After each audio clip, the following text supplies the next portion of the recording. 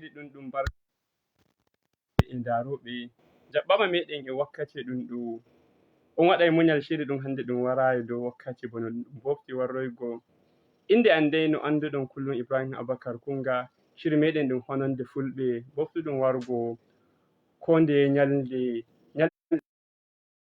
to suudu Unity FM gonde dow hayre zinariya to emi toro jomirawo walluma en kafin mi ƴaɓɓo yeeso mi yiɗai mi yotta kamɓe muryar Fulani Peace Initiative Network janguɓe teddorgal waddango en shiri ɗum les ardungal kan Hajjiya Sumaya Abakar to en toro jomirawo emi wondi e muslim mo reke ɗum yebbata sumaye to alhamdulillahi modibo Zubairu jaɓɓama modibo muslim amma jaɓɓama e waron na'am wa alaikum salam to alhamdulillah mi fuɗɗirai e maɗa modibo Zubairu a bofti nango shiri ɗum ɗo yawwa kadi bo shiri ɗum ɗo ɗum neeɓi e ɗum warwa a fami yawwa shiri ɗum neeɓi e ɗum waɗe to kadi bo a yawdake a miila a yiɗi wargo hokka gudunmawa maɗa amma daidai gorgodon to mi yiɗi jogoɗa ko jiɗɗa okkugo ɗum ɗon emi yiɗi mi ƴamma ƴamal go'otal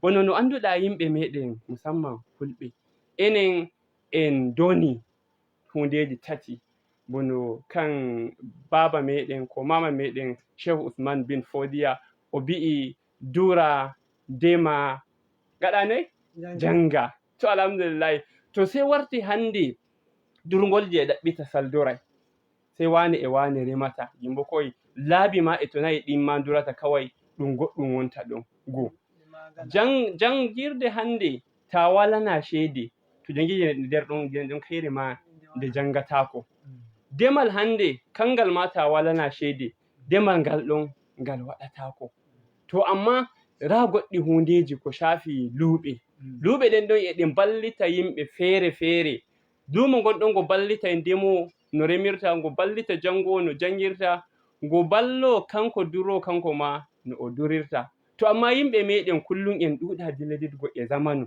a tawai durgol meɗen gol gaɗainoɗen daga denno har joni irin mangal kangal dureten demal meɗen ngal gaɗainoɗen daga denno har joni irin mangal demeten jangirde irin nde jangainoɗen denno har joni en wadda hundeji ɗi zamanu nder mayre don tarari sukaɓe tortoɓe gaɗoɓe bara gaɗoɓe ne ta yahi ladduɗe meɗen a tawai sukaɓe meɗen ma tot modibo Zubairu an mi andi ɗum neɗɗo wonta ɗon mo lumo a wari bo a joɗake to garire musamman ngal lumo gala noddol giɗɗa noddugo yimɓe meɗen ɓe ummo ɓe natta lumo sannan an hoore maɗa kollamin ra lumo ngoɗo alfanu keɓɗa e lumo ngoɗo sannan ra shawaroriji maɗa dow no ɗum tokkirta ɗum heɓa nasaraku musamman ko shafi luɓe.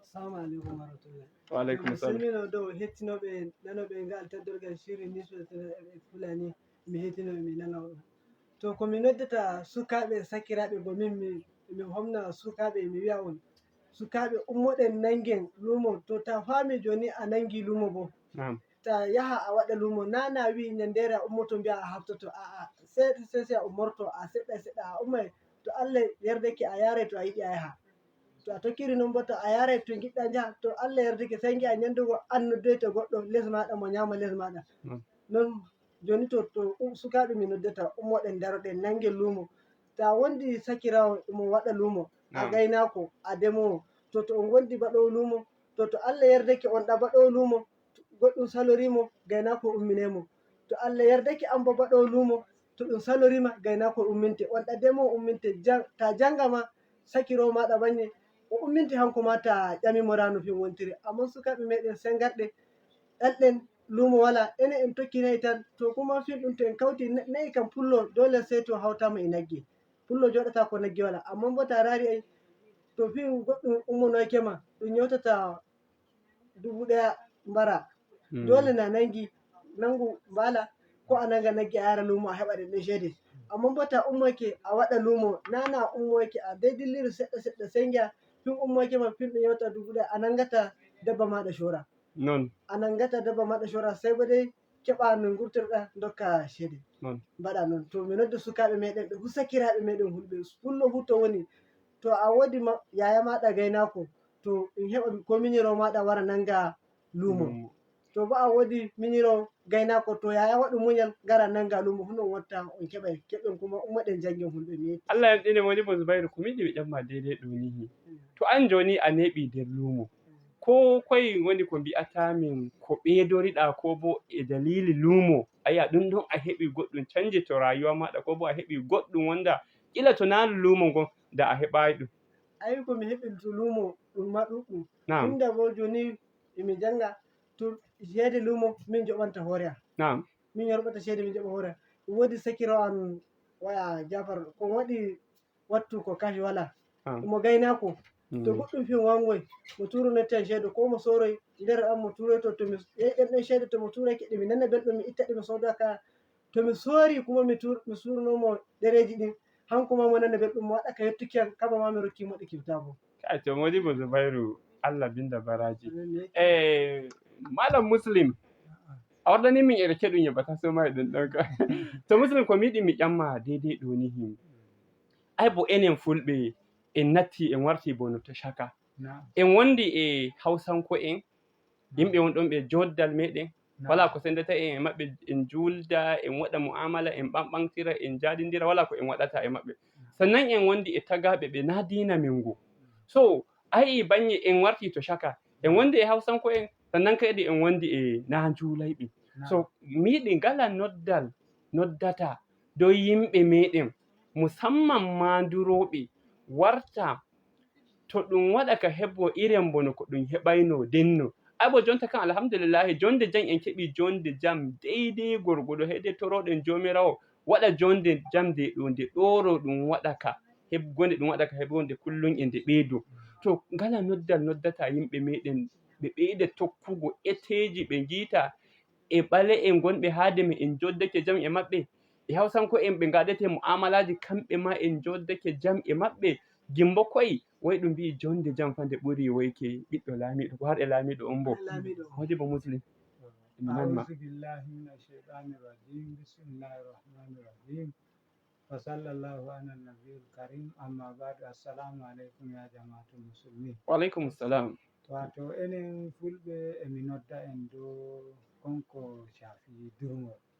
Gaskiya alhamdulillahi neɗɗo ummake daga e suka nanira tonto dañoɓe mum dari to ɗon ɗum ɗon ɓe kolli ɗum dow ko yahata irin ko shafi durngol ko ɓe kolli min ko yahata dow durngol e irin no nane wawata tokka non no nane gin har ga Allah yawanci tonto ɓe tokkayno e dabbaji joni a fota biya a tokkay lawol ngol sabi aksar enen fulɓe en shukkanama laabi da dama amma enen fulɓe tonto en sho'ake jungo jogiɗengo gonga to Allah jaɓi lawol ngol sukkata ba gin har ga Allah en ɓeyda foɗugo hankali mawɓe ɓe ɓeyda joɗago ɓe gaɗa ka rarango en tonto laabi gondono ɗum dawro ɗum acca remango en e irin bigeje ɗe ɗon har ga Allah gin kollum emi nana ɗum shiri emi ɓeyda bo yettugo ma an pullo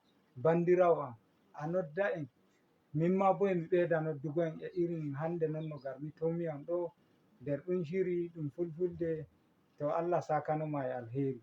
Wakilijo amin wala nde weta o joddoto e minen duroɓe o biya ra irin konko yahata to duniyaru ko moye duroyi hakkilana konko duroyi gin sabi e rayuwa ɗum ɗum waylake na nonno ɗum wondono tonto bi raray nonno ɗum wondono kay kanɗum kamma ka fuɗɗata to sabi e maka enen fulɓe mi nodda en gi Allah ɓeyden kawtugo koye enen keddaɓe meɗen wala mo kushotoɗa joni gin an pullo sey gara okkeɗa bige toni a waɗayi lura sey ɓe hokkuma dow ɗati ayi bo ɗum waɗayi anta andi ko handi to ta fuɗɗu gin ton ta fuɗɗi to ɓe mbiya ay amma rari non no joɗoriɗen sabi e maka Allah sakano on e alheri. Amin mi daroto ɗo assalamu aleykum. To aleykum salam Allah walluma en Modibo Zubairu mi wartoy to maɗa amma Muslim mi wartoy to maɗa amma joni miɗi mi ala on jaru ndiyam seɗɗan noddoɓe kamɓe ma ɗum okkaɓe dama kamɓe ma ɓe okka gudunmuwa maɓɓe deidai gorgodo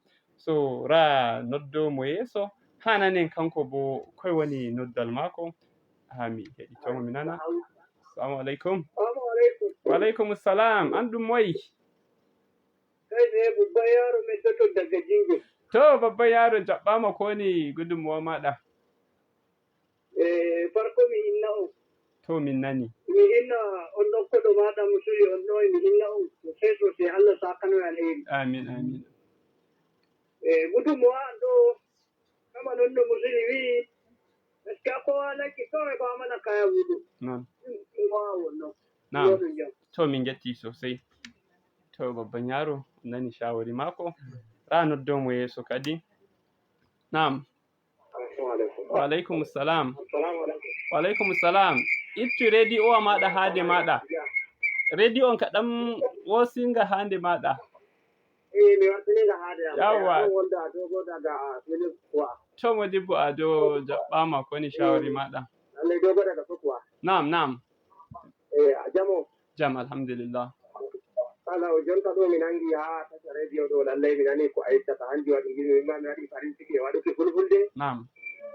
Yawwa tinda min ma mi fullo bo to ni waɗa fulfulde dole min ma mi waɗa cijo dow mare ko nano ba. Ka non ka woni. Yawwa to mi anda ni ɗo komi toton ko dow amma jonta ɗo ni min mbimi gaysowa goɗɗo jibiti. Na'am. To inchallah heɗitamin a nanay ko min bolbata to dow. Yawwa to hinnana an jibiti no mbiyan e ma aji. To iɓe nana inchallahu. Yawwa mi hinna Habiba daga ƴan Zuma.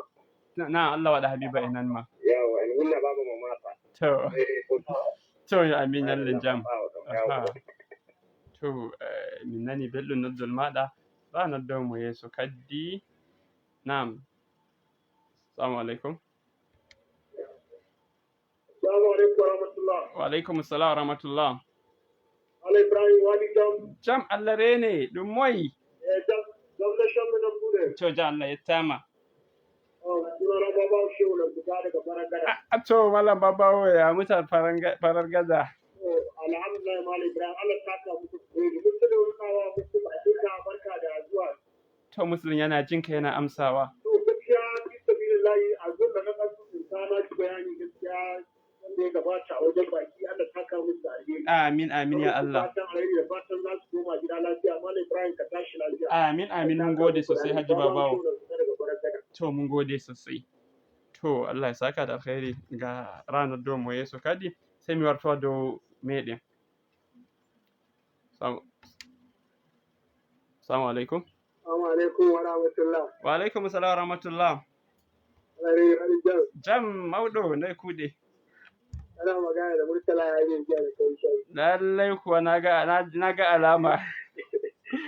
To Allah ya saka muku da kai ina ma babban barka da zuwa. To amin baki suna jinka suna amsawa. Ina muku fatan alkai. Amin. Allah ya saka muku. Amin mun gode sosai. Yawa. To ala muslim mi warto hay hade ma da aiso wal munyat e Zubairu. Anebi anana program ɗin ɗo. To ƴame ɗiɗi mi yiɗi mi waɗanma. Fuɗɗan e mi yiɗi ƙiyassano ɗayan aya a hewti bono duuɓi ne ko lebbi ne a nana program ɗum Hononde Fulbe gowon ɗon. Sannan koye ɓeydoriɗa e nanol program ɗum Hononde Fulbe sannan ɗuma shawari okkata Hononde Fulbe dow yigo ɗum ɓeydi waddugo hundeji ballayɗi yimɓe meɗen. To gaskiya mi waɗi duuɓi ɗiɗi mi kusan nana ɗum shiri teddorgal Fulbe. Na'am. To ko mi wiyata gaskiya ɗum shiri to arande nde mi nani ɗum mi joɗi mi nani mi natti mi nammi mi waɗa shiri ɗum to fin ɗum weliyam sosai bo. Na'am. To ɗum nde ɗum weliyam to ɗum welake am amma sai mi goɗɗum ha joni bo to Fulɓe meɗen. To joni Fulɓe meɗen enen en nanan waɗude shiri joni da en wongal ɗemgal to Allah yardake da en waɗi dow goɗɗum to amma mbaɗayɓe ɗum shiri en nana belɗum majjum e ɗum wallita en rano mbaɗanten ɓiɓɓe meɗen yesso saro en meɗen rano ɗo ɓe jogorto en rano hani ɓe mbaɗanen sukaɓe meɗen ummin jangin sukaɓe meɗen ɗi laaɓi ɗi ɓurti to en nani tokken ɗo to goɗɗum rikici wangi ɓe wiya rano hani gaɗen to Fulɓe mi nodda ko moye pullo to woni hu yestoto sakirawo muɗum hettinde to ɗum no watta ngal teddolgal shiri ngal Fulɓe ko mi nodda Fulɓe kawten hoore to Allah yardake mbaɗete en nodda en nana hono ɗum wontiri kuma nangoyten ñande hu ɗum watta ɗum shiri nangoyten ɗum sabitu to en nanga ɗum en nanay belɗum bo sosai yesso sukaɓe meɗen gonga to Allah yardake inde a hettindo to a nanay fin ɗum weloma sukaɓe meɗen kuma to Allah yardake suka to a woni fu a nangoyi nana no ɗum wontiri, a nanai to wela, a nanai to weli, a nanai ko giɗɗa, a nanai ko a yiɗa. To nder majjum alfanu majjum ɓuri ɗuɗɗuki tunda en nanai belɗum to a nana ko wolwuki wolwire ɗemgal fulɓe, saboda to a rari taggu a wolwanima ɗemgal ngal o heftirtama o ɓurai famuki ma, kuma o nanai ko mbiyatamo, o heftai ko mbiyatamo, ko ɓuri sosai. To mi nodda fulɓe meɗen ummoɗen ɗum shiri meɗen mbaɗen da gaske, moƴƴinen ɗum to Allah yardake mbaɗen kayi, kuma mbaɗen ka yettuki Hajiya Sumayya Koshuɗo ngal teddorgal emin gettamo bo sosai. Allah binda baraji. Modibo Muslim wartoyi to maɗa abba Muslim duniya sosai fai anduma fa duniya sosai yiɗi goma to amma alhamdulillah hande duniya nanima to suudu to shiri meɗen ɗum Hononde Fulɓe.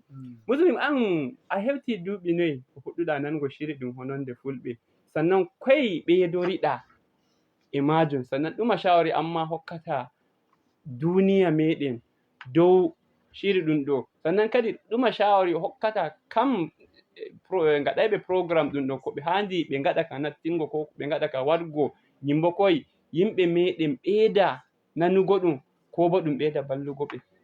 To alhamdulillahi gaskiya shiri ɗum min ɗumma kusan waɗi shekara 1.5 Na'am ko fuɗɗumi nanugo ɗum shiri. Shiri ɗin bo alhamdulillahi bo non no nanami ɗum mi ɓeydorake. Duniyaru yawanci ɓeydorake ɗum shiri, musamman e irin Alhaji Yahaya goɓɓe fulɓe ɓe min keddi e irin Alhaji Usman mo magani Mr. Ali Modibbo. Kanko on ma o yi'ino e mo yiɗi dow min gardanma ziyara Allah hoddira mi yi'imo. Amma gaskiya ɗum shiri e non no noddami enen fulɓe wallahi en ɓeydu ummago daroɗen ɓeyden karfafago ɗum shiri. Kanko bo mo biɗon Hajiya Sumayya o gaɗano en abubuwaji dow ko yahata dow shiri ɗum, Allah sakanomo e alheri.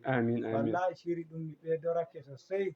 Daño an Alaramma Ibrahim kanko ma ɓeydorake shiri ɗum no saura bandiraɓe am ɓe hol gintabi a limtayɓe a wawata, sai dai kawai waɗa iya gudurwa mum kowa mikano ɗum fata alheri. Har ga Allah bo non no gatta ɗum shiri amma sai dai min ɓeyda taroga Allah ɓeydanma barka, Allah ɓeydanma ilimi, enen fulɓe bo Allah ɓeydanma en haɗin kai, Allah ɓeydana dabbaji men barka. Assalamu alaikum. Wa alaikum assalam wa rahmatullah. Kafin mi janga noddoɓe ɗiɗo mi wartowa to moɗon. Emi ɗawta noddugo yimɓe meɗen nanayɓe shiri ɗum inchallahu to on eñi suudu ndu Facebook on nangaymin dow Hononde Fulɓe Unity FM radio and TV station Jos. To on waɗi dailin majum on waɗay sacin on gi'a Hononde Fulɓe, on gi'a kap programme min waɗata gowonta ɗon. Sannan kadi bo to on jehi channels ɗin YouTube to on nyo'i Hononde Fulɓe ɗon ma on gi'ay programme ji kaɓɗi min watta fere kadi bo to on waɗi dailin ko on waɗi sacin Muryar Fulani Peace Initiative Network on gi'ay ɗum ɗon to YouTube on gi'ay kap programme ji min watta ɗum kadi bo to on jejjita e ɗum wondi groupe ko en wondi groupe to WhatsApp wonda groupe ɗum hawti kap nanayɓe programme ɗum ɗo musamman gaɗayɓe kadi WhatsApp to ɗon ma emin nana contribution moɗon ɗum okkoton fere bo emin ɓeydoro e majum. Gannon mi waɗa amfani e dama ɗum ɗo mi ɓeyda yettugo yimɓe ɗiɗo zuwa tato, wono mi yetta kan Muhammad Jos South, emi yetta kan Umol Kairi ɗo nihi to haade ɗo ni han dow hayre ɗo, sannan kadi bo emi yetta Hamza, mi yetta Muhammad, emi yetta kab woɓɓe ɓe handi mi yetta time wala ɗum mi noddata inde tagu go sannan mi ɓeyda yettugo woɓɓe dotti en ɗiɗo ɓe shiri ɗum ɗo ɗum ƴaɓɓatago, goto e ɗon waje Angware Yakanaji ɗo nihi waje Hol, sannan goto e ton waje Kongatu nihi emo bi'e Baba mo Gumau, kanko ma emi yettamo e ko riɓe fuu. Ngam non Zubairu en wala lokaci sosai mi wartoway to maɗa noddayɓe on waɗay muñal. Zubairu ko woni noddol maɗa won ƙarshe jiɗɗa noddugo programme ɗum? Mi nodda hulɓe kawten hoore meɗen. Amman to joni tarari hulɓe en godi gondako amman kawtal hoore meɗen gaskiya sai lasa. To tunda kawtal hoore daban gondal kuma daban. Fullo to woni wondi fullo, amma mi yiɗi fullo ummoɗen kawten hoore, to en kawti hoore to Allah yardake fu goɗɗum garoy ɗum en jarwa yeeso majjum. To Allah lamiɗo yardake to en kawti hoore bo fullo ko mi wiyata kawten hoore to a yi goɗɗo sakiroo maɗa goɗɗum heɓay mo a ummoɗa ndaroɗa ballitoɗamo na ko wiya ceede ɓanndu maɗa ma ta woodi sembe a waawi kaɗamo to a woodi kuma goɗɗum hey noddamo ngesoɗa mara ɗum shawari a yessotomo amman kanjum woni kawtal hoore gondako kam pullo to woni yiɗi pullo gaskiya en getti jomirawo pullo to woni yiɗi pullo amma emi nodda fulɓe kawten hoore to en kawti hoore to Allah laamiɗo yardake ko warante en nani belɗum kuma mi nodda sukaaɓe meɗen ummoɗen pa'en luumo kawten luumo e durngol kawten jande ɗum fu kawten hay demal to Allah yardake ɗum fu ɗum ngi'eten en wari to ɗum warata ƙarshe majjum to Allah wallu Modibo Muslim Moreke koni noddal maɗa ngal ƙarshe. Wato noddal ngol ƙarshe alhamdulillahi kulli yawmin malam en e bolba. Na'am. Musa Sa'adu Hol e mo bolba, Imam Dahiru e bolba wawata tokkaɓe gogo. Na'am. Kamɓe ma bo emi mika ƙarshe enen fulɓe di Allah bo nonno otton getiɗo Zubairu biɗamo gaskiya o yetake hala gonga. Hande ta taimakanake ko ɓalejo taimakaniɗa sakko mo maɗa gi risku fango Allah on ɗon. Ton ta yi'i a fuɗɗiringo anda ko sakkitoroɗa shoyal en do'aki kan. Goɓɓe ummorongu goɓɓe bo e sakkitorongu to ko torotomi to neɗɗo wari woyanima bandirawo ma taimakanamo to inchallahu Allah sai taimakanoma. To an bo gaɗo shiri ɗum Allah sakanoma e alheri iyalu maɗa ta hoti dañoɓe maɗa ɓe fu kinnaɓe ko ton to mi ummoyi kowa bi mi mikanoma sako hinnango. Assalamu alaikum. Wa alaikum salam wa rahmatullah. To mi yetti sosai. Kadi bo mimma noddal mi ɓeydata noddugo musamman nder yanayi ɗum woni joni ɗum rayuwa sai lasam en waɗu ka ballindirgo ta jaɓu nyamande tati to wuro maɗa har ɗum rufuwa kila har almajiriyel to wari okkangel makwabcijo maɗa e wala non mo nyalla non mo dilla non so en waɗu ka ballindirgi ta heɓa nyamande ɗiɗi ko nde tati raru haade maɗa moye woni mo heɓta nyamgo ko nde go wara a nyaminde ɗiɗi okkoramo mo nyamande go gimbo ko okkorɗa goɗɗo kanjum woni ɗum maɗa so ga Allah en waɗu ka ballindirgo to kullum warta en dara to gonɓe to Abuja en mbi'a wane ɗum kalluɗo wane ɗum kaza wane ɗum kalluɗo enen ma en joddi halleji har ga Allah to ni an a nanai belɗum to wuro maɗa makwabcijo maɗa e toro bandirawo maɗa e toro so wala ko gaɗɗa wonta ɗum so handi en gatka ballindirgo kadi bo en kawta ko e dow gonga emi toro jomirawo walluma en wakkati meɗen yadake yeñi sai to Allah yari en kadi sati garojum komi mbita on ɗo ni hinanoɓe e ndaroɓe ɗum waɗa muñal assalamu alaikum wa rahmatullah.